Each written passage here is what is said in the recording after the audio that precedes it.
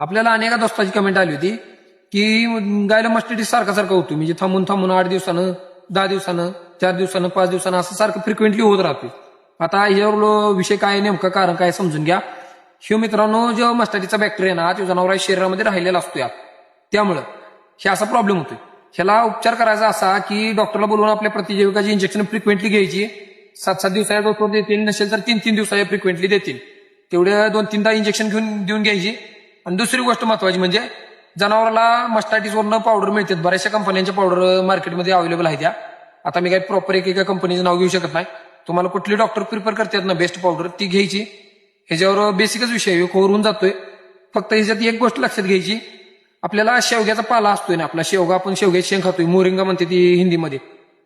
त्याचा शेवग्याचा पाला आपल्याला जनावरांना रोज 1-2-4 मंजरी चारायचा.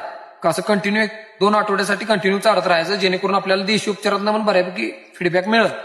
आणि एवढाच विषय करायचा. आणि जनावरांची बेसिक काळजी घ्यायची, जसं की घाणीत वगैरे बसवायचं नाही.